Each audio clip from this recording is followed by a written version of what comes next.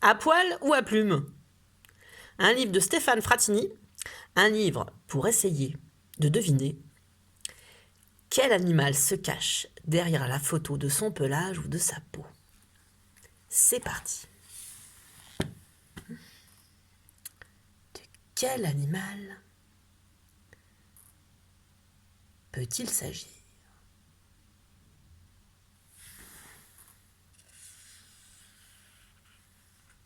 C'est le papillon!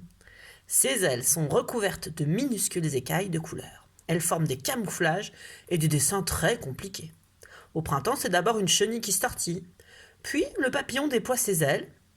En été, comme une fleur qui s'envole. C'était le papillon. Et voici le suivant.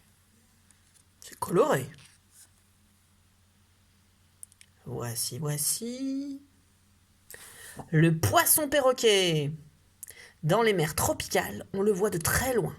Mâle, femelle ou jeune, à chacun ses couleurs. Toute la journée, les poissons perroquets, armés d'un bec solide, broutent les coraux au fond de la mer. Croc, croc, on croirait entendre croquer des biscottes. C'était le poisson perroquet. Ouh, celui-là, tu le connais peut-être. Il est tout rayé. C'est le tigre, le plus gros des félins, le seul à posséder un pelage rayé. Dans la jungle, les traits verticaux se confondent avec l'ombre des herbes et des lianes. C'était le tigre. Et voici une peau toute grise, toute ridée. C'est l'éléphant. Le plus gros des animaux de la savane a une peau ridée et très épaisse. Mais il redoute quand même les petites bêtes qui le piquent et l'agacent. Alors l'éléphant se roule dans la boue. En séchant, elle forme une croûte qui le protège comme une carapace. C'était la peau de l'éléphant. Ouh, c'est irisé. Ce sont des plumes. Mais de quel oiseau s'agit-il? C'est le paon. Il marche en balayant le sol avec sa longue traîne de plumes. Puis soudain, le paon les déploie et fait la roue pour séduire sa belle. Chaque plume est ornée d'un motif rond aux couleurs chatoyantes, comme s'il avait 100 yeux pour mieux être vu.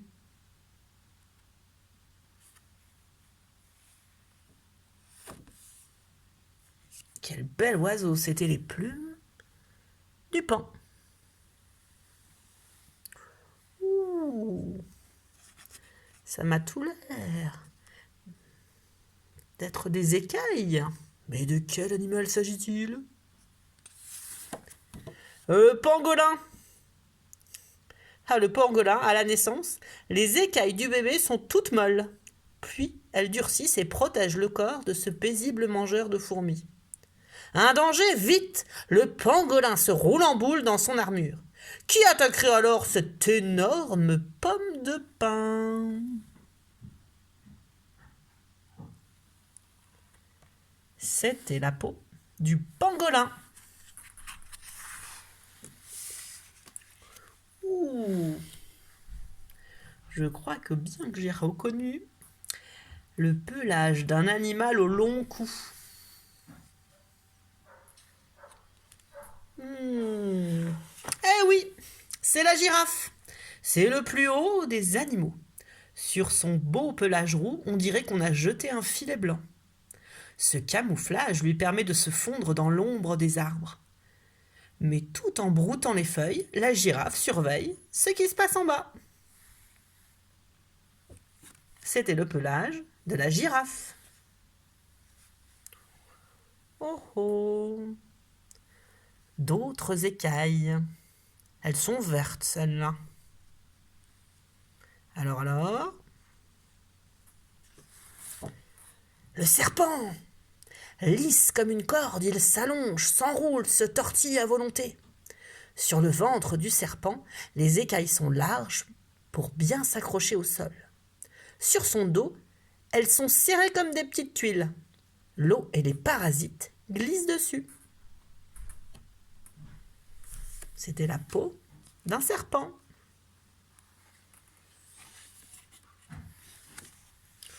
Ouh, ça m'a l'air bien piquant tout ça.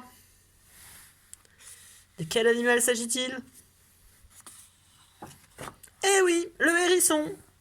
À la nuit tombée, on entend ses froufrous de feuilles froissées et ses petits grognements.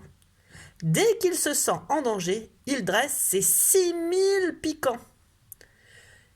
Nul n'ose l'attaquer, sauf les puces qui grouillent sur sa peau. Aïe! Le hérisson ne peut pas se gratter. C'était à la peau du hérisson. Oh! Du blanc et du noir. Qui se cache derrière ce pelage? Quel animal? La vache! Presque partout on aperçoit dans les champs la robe bicolore de cette vache laitière. Noir sur blanc ou blanc sur noir, sur les flancs de chaque animal sont dessinées les cartes de continents inconnus. C'était la peau de la vache. Oh, étonnant.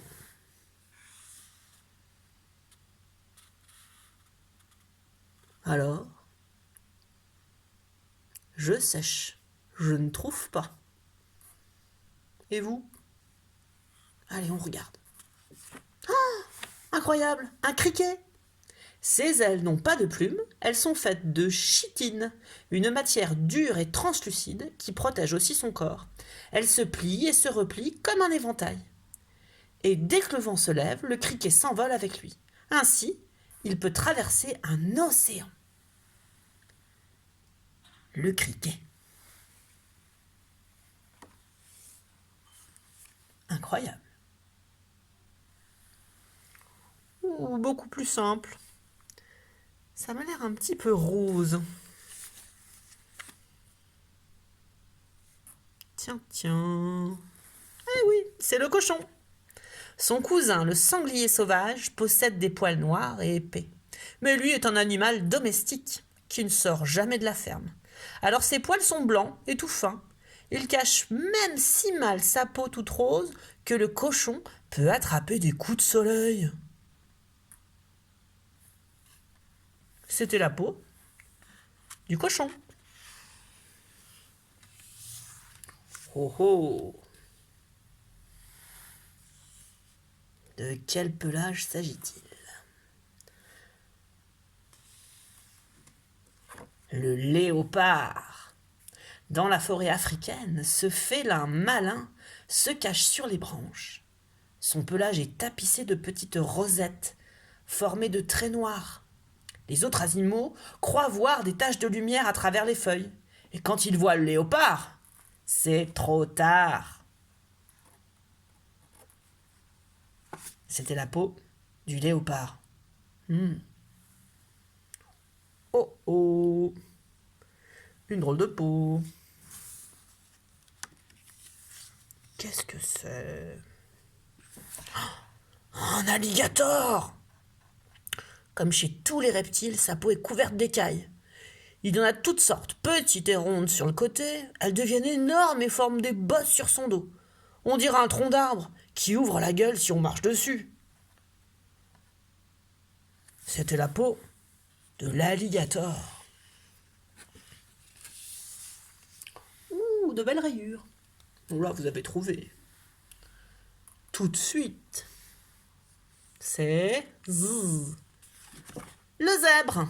Chacun a un pelage différent, pratique pour se reconnaître. Quand le troupeau galope dans la savane africaine, 1000 rayures bougent en même temps.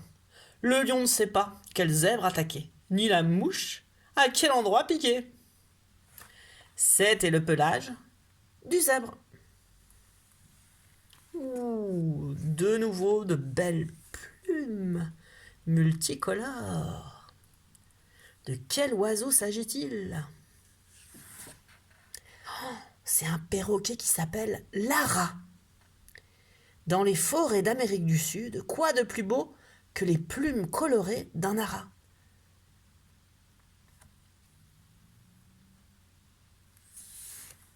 C'était les plumes de l'ara, un perroquet. Ouh, plein de petites surprises. Et là, qu'est-ce que ça peut être? On y va. Un chien. Et là, qu'est-ce que ça peut être? Le coq. Et là, qu'est-ce que ça peut être? Le crapaud. Et là, qu'est-ce que ça peut être? La pintade. Et là, qu'est-ce que ça peut être? Le gendarme. On l'appelle aussi le cherche-midi.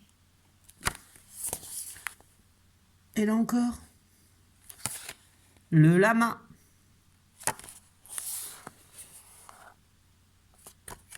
La tortue. Ouh, devinez celui-là. C'est